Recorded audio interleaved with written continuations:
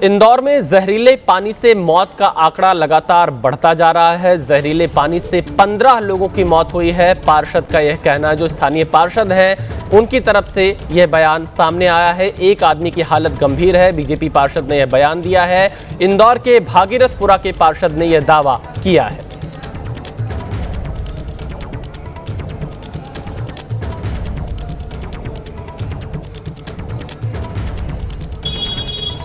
इंदौर के भागीरथपुरा के पार्षद कमल बघेला हमारे साथ हैं।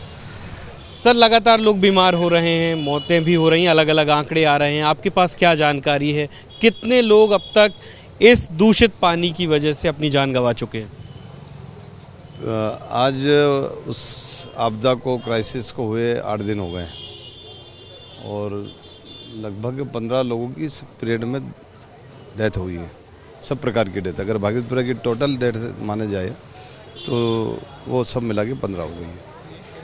तो लेकिन ये अलग अलग तरह की जानकारियाँ क्यों आ रही हैं कि कलेक्टर कुछ और कहते हैं, कहीं और, तो ये इसके पीछे की क्या वजह है?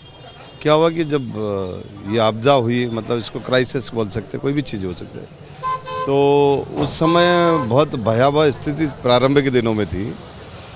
तो किसी भी घर में अगर कोई व्यक्ति बीमार हुआ तो वो अपने व्यक्ति को लेकर सिस्टम पे नहीं आया है। उसको ये नहीं लगा कि मैं शासकीय जगह जाना चाहिए, वहाँ नाम लिखाना चाहिए। हो सकता है उसको मन में डाउट रहेगा, और होता ही है कि मैं वहाँ जाऊँगा, प्रोसेस करूँगा, इतने तो मेरा व्यक्ति मर जाएगा, हमारे बीच से चला जाएगा। तो उन्होंने लोगों ने क्या करा है कि मोहल्ले के डॉक्टर को दिखाया। कोई बहुत सारे लोग, हज़ारों लोग मोहल्ले के डॉक्टर से ठीक हुए, उनमें से कुछ चले भी गए। तो वो स्वास्थ्य विभाग के रिकॉर्ड पे थे नहीं वो कि आपके हॉस्पिटल में भर्ती नहीं हुआ है, इसलिए आप मान नहीं रहे हो कि ये डेथ हुई है।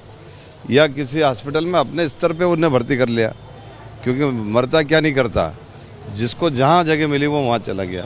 तो जो उसके कारण से डेथ हुई है वो 15 से ज़्यादा, जो चूँकि मैं इस क्षेत्र में रहता हूँ, मोहल्ले में नागरिक चले गए, वो हमें जानकारी है हमारे अपने परिवार के, इसलिए मुझे आप शामिल कराएंगे उस लिस्ट में जिनको कुछ सहायता सरकार की तरफ से मिल सके?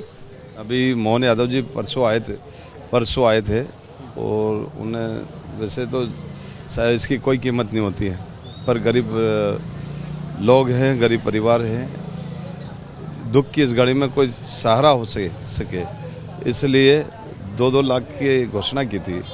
कल कैबिनेट मंत्री कैलाश विजयवर्गीय जी ने, जो हमारे क्षेत्र के विधायक ही हैं, 3 दिन से लगातार यहाँ काम कर रहे हैं, घर पर जाके परिवार से मिलकर 8 परिवारों में 2-2 लाख की सहायता करी। 2 लोग और हमारे पास कल आए थे जानकारी लेके कि हमारे परिवार की डेथ हुई, तो कैलाश जी ने आदेशित किया है कि इन 2 लोगों को भी जोड़ा जाए उसमें। तो ऐसा 10 लोगों को जोड़ा है, और अभी जो जानकारी आ रही 4-5 लोग और हैं, निश्चित रूप से वो डेथ हुई है, और हम कोशिश कर रहे हैं कि हर व्यक्ति का नाम उसमें जुड़ना चाहिए। आज भी एक महिला की मौत हुई है, उसको मिलाकर के 15 या उससे भी ज़्यादा हो सकती है संख्या? देखो, हमारी जो जानकारी 15 की है, अगर मान लीजिए बहुत बड़ा एरिया 50,000 की है आबादी, और कहीं कुछ हुआ होगा तो मुझे नहीं जानकारी। 15 की हमको जानकारी है, ट्रेस है, और हम ये बता रहे हैं, मैं आपके सामने स्वीकार कर रहा हूँ, उसको लिए कोई वो नहीं है। एक आखिरी सवाल पूछूंगा। आप कह रहे हैं कि वो लीकेज पॉइंट नहीं मिल रहा है जहाँ से दूषित पानी मिला, लेकिन जो रिपोर्ट आई है वो ये बताती है कि बहुत खतरनाक बैक्टीरिया उसमें थे, मलमूत्र के अवशेष और हैजा जैसी खतरनाक बीमारी जिससे होती है,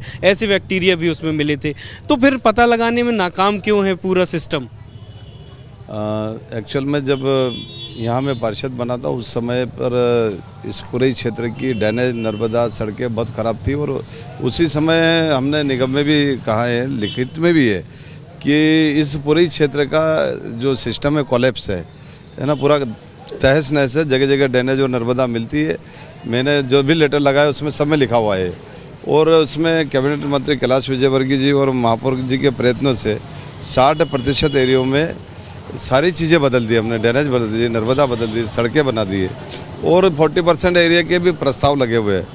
लेकिन वो काम करते करते समय लगा, चूँकि लगेगा ही वो, क्योंकि एक साथ ना तो खोज सकते थे ना बदल सकते थे, और काम लगातार चल रहा है। और कुछ चीज़ें कमियां हैं, उसकी शिकायत मैंने की है CM साहब से, कि अगर 40% एरिया को भी अगर हम ठीक कर देते तो शायद कम होता, लेकिन इस क्राइसिस से उसका कोई लेना देना नहीं।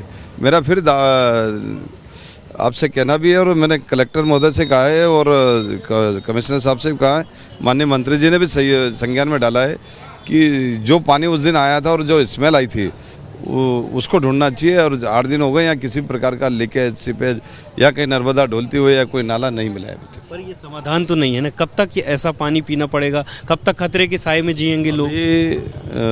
अभी पिछली वो घटना के बाद 3 बार सप्लाई और हो गया है, पानी ठीक आ रहा है।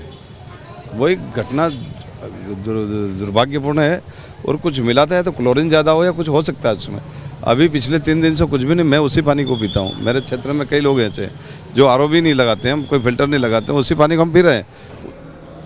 तो देखिए, जो इंदौर में पार्षद हैं वो ये दावा कर रहे हैं 15 लोगों की जहरीले पानी की वजह से मौत हुई है। मध्य प्रदेश की पूर्व मुख्यमंत्री और बीजेपी नेता उमा भारती अपनी ही सरकार पर सवाल उठा रही हैं। उमा भारती ने मध्य प्रदेश सरकार पर सवाल उठाए। गंदे पानी से मौत सरकार के लिए शर्मिंदा और कलंकित करने वाला। सबसे साफ शहर में मौत का आंकड़ा बढ़ रहा है। उमा भारती ने मौत के बाद मुआवजे पर भी सरकार को घेरा है। जिंदगी की कीमत 2 लाख रुपए नहीं होती, यह कहना है उमा भारती का। सरकार को पाप का घोर प्रायश्चित करना होगा। उमा भारती ने अपराधियों को कठोरतम दंड देने की मांग की है। तो बीजेपी नेता उमा भारती ने मध्य प्रदेश की मोहन यादव सरकार पर बड़े गंभीर सवाल उठाए हैं। क्या कुछ कहा है उमा भारती ने, आपको बताते हैं। इंदौर में गंदे पानी पीने से हुई मौतें हमारा प्रदेश, हमारी सरकार और हमारी पूरी व्यवस्था को शर्मिंदा और कलंकित कर गई। जहर मिला पानी जिंदगियों को निगल गया। इंदौर में मौत का आंकड़ा बढ़ रहा है।